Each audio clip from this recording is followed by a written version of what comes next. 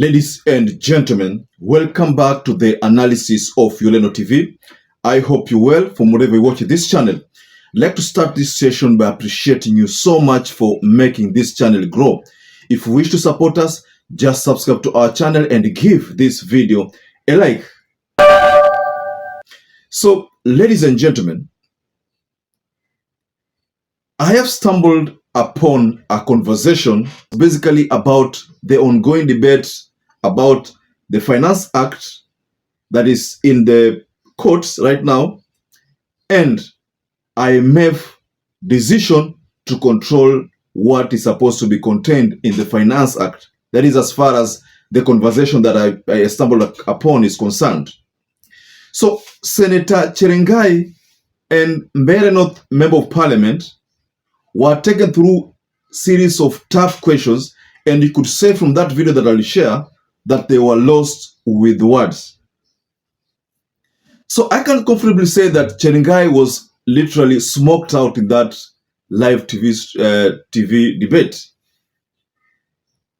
Being schooled by someone like Wanja Maina was pretty belittling to the Nandi Senator SAMSON Cherargei. So from that engagement, I could only tell that the demos indeed served the intended purpose. I want to break down this video into two.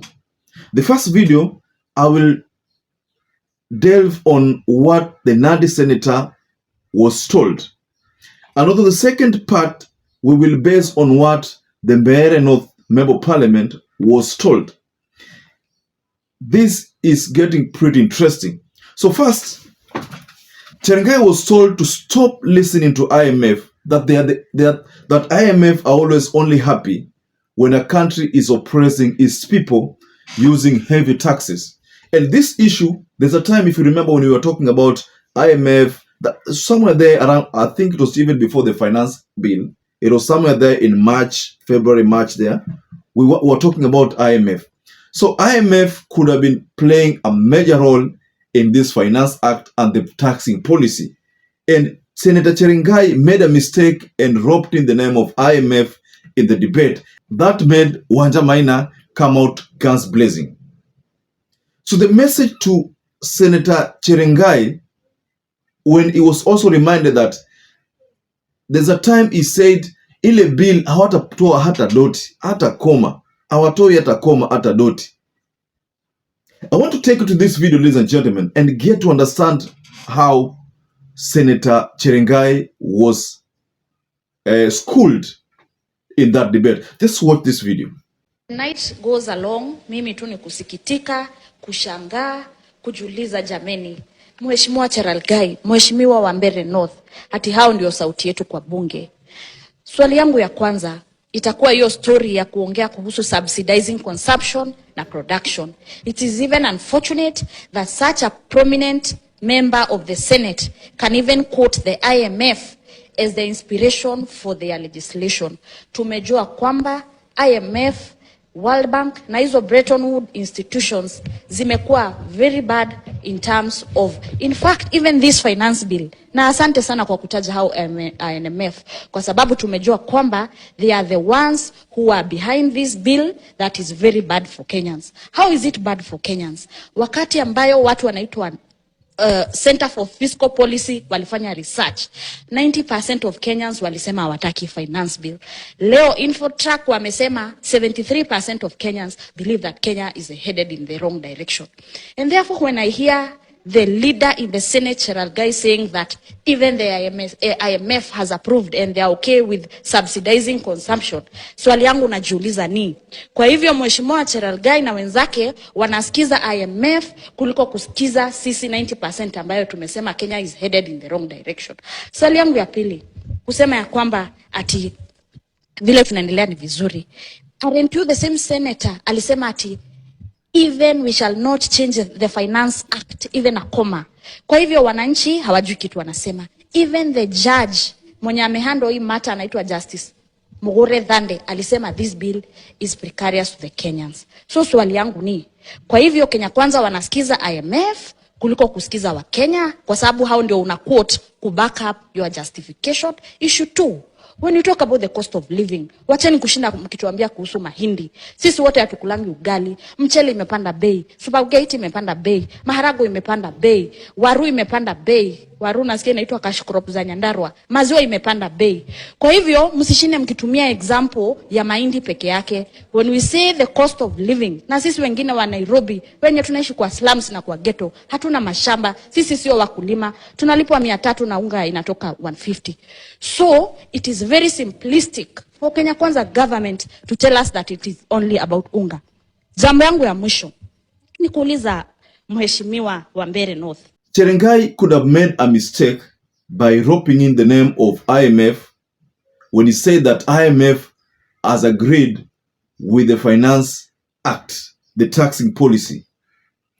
That was a mistake which he made, because from what Wanja Maina says, she says that kumbe serikali inatumia advice ya wale lakini sio advice ya Mkenya. So it is not about public participation, but it's all about what IMF proposes. And ladies and gentlemen, you've known that IMF has been having scandals also. You know, the issue of ghost projects. I am not, I'm private to so many information regarding that.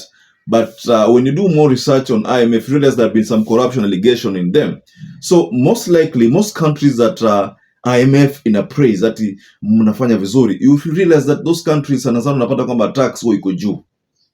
Tax ikiwa juu, IMF inakupraise. Tax ikiwa chini, IMF inakulenga. That is how they work. So Wanja Maina is telling Cherargei, stop listening to IMF, listen to us Kenyans.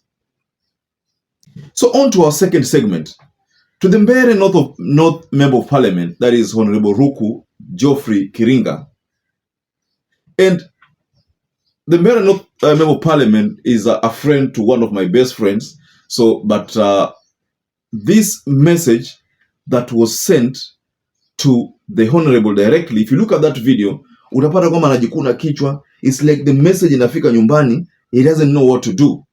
So the message was pretty clear. And you know, Honorable Ruku Geoffrey of Mbeere North Member of Parliament one time said that he was going to table a legislation ambayo itakuwa na deal na maandamano. And also in that legislation, ati kwamba Raila akiita maandamano, gari kichomwa mahali atalipa. Kitu kivunjwa mahali atalipa. You see, that was an unfair kind of legislation, because you've noticed that most of these maandamanos, ukiangalia vizuri, the people who are there, sometimes there are people peacefully picket, but then kuna group inaingizwa pale ku cause destruction. So if you say that Raila Amolo Odinga will carry the burden of maandamano, inamaanisha kwamba if they call for a peaceful demonstration, alafu mtu aje pale achome gari, so Raila Amolo Odinga will pay that gari. Wakichoma duka, so atachoma atalipa ile duka. So wakichoma hii, so hiyo itakuwa legislation ambayo iko pretty unfair. So that's why the legislature have been reminded that the energy you are spending in coming up with such legislation, ungekuwa unatumia kwa kufanya mambo ya maana. He is even been told that why don't you also offer legislation ambayo inasema kwamba police brutality will also be dealt with. Kwa nini, if at all this is about Kenyans, not about UDA legislation, kwa nini usiweke kwamba ni about Kenyans? So if you look at that video that I'm about to show, utapata kwamba huo legislature hapa anashika kichwa, anajikuna, ni kama hii message imempata off guard. So just check this video first of all. Ile nguvu uko nayo kama mheshimiwa wa kurepresent sauti ya Wambere, umeitumia ku legislate maandamano. Swali yangu ni, mmekuwa kwa government for 10 months. Mkisema ati mliingia juzi, ule mtoto wako ameingia kwa tumbo ya mama yake, alishaingia mkiwa kwa serikali, amekaa miezi 9, ameanza kunyonya, sasa anakula githeri. Hamkuingia juzi, mko karibu kumaliza birthday ya mwaka moja kwa sababu August ni next month. Swali yangu ni, when will you put your house in order and ask yourself, kwani njaa inaweza kungoja? Hawa Kenyans ambayo wamesikizwa na wamevaa sufuria every day kwa kichwa, wakisema wako na njaa. Mtagojea IMF iwaambie msubsidize production, ndio tungojee miezi 6, na njaa, mtu akiwa na njaa anaweza kufa. Na hata hawa Kenyans wenye wanasema wako na njaa, wakikufa mtatax nani na vile taxes zenu ziko juu. Last but not least, I just have a quick remark. Even as a legislation, mkilegislate kuhusu maandamano, mheshimiwa, hiyo bill unatengeneza, please include ile thorn in the flesh. Na hiyo thorn in the flesh ni police brutality. Kwa nini kama utengenezi bill tu ya Kenya kwanza ni ya Kenya, kwa nini usiseme wale wameumia kwa police brutality watengenezwe hospitali na government? Kwa nini useme cost ya kuumia ifanywe na government? Kwa nini usiongee kuhusu the cost of brutalizing? So for us, all we are seeing is that a whole senator anaquote IMF badala ya kuquote kilio yetu. A whole MP, instead of focusing on the issue at hand, the low hanging fruit in cost of living, anaongea kuhusu kulegislate maandamano. This issue is beyond Raila Odinga. This issue is beyond Azimio. The maandamano is a Kenyan issue, and that is why sufuria is our national uniform. So from those two videos, there are two items I've managed to pick from them. Two lessons, which I think this one should sink in the senator's head and also Mbeere North Member of Parliament. One, first of all, you should listen to Kenyans and not just IMF. IMF should make decisions for you based on what Kenyans are saying. They should not just come up with policies huko wawalete, you just adopt them, whereas wale ni wazungu, sisi ni Afrika, sisi ni wa Kenya, our cost of living inapanda, mapato yetu yako chini. So that's why they are supposed to do things in conformity with what Kenyans want. Number one. Number two, the Mbeere North Member of Parliament should come up with legislation ambao ni ya Wakenya, sio legislation ya UDA. Si hata unakuja na bill ambayo inasema kwamba ukiandamana, ukivunja mkebe, basi yule ambaye alileta maandamano anunue mkebe. Tukivunja hii, so itakuwa unalika tu Raila Odinga anamwambia kwamba unajua shule 10 zilichomwa, nao tununulie shule 10. That is an unfair kind of bill. So that's why Wanja Maina has advised the two to be wary of what Kenyans are saying and not what the IMF are saying. They should come up with legislations ambazo ziko in favor of Kenyans and not in favor of their own interests. So ladies and gentlemen, that was a strong message to Cherargei, and that was also a strong message to Mbeere North Member of Parliament, Honorable Ruku Geoffrey. So ladies and gentlemen, just tell us what you think about this whole thing below the comment section there. Do you agree with Wanja Maina?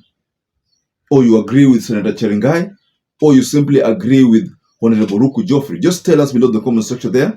We'd like to listen to what your observation is as far as this all issue is concerned. So ladies and gentlemen, don't forget to subscribe to our channel. Support this channel by subscribing. Support this video by giving it a like. And you can also hit the notification bell so that every time I upload any video, you will always become the first person to get that notification. So ladies and gentlemen, stay safe, stay blessed until we catch up again in our next analysis.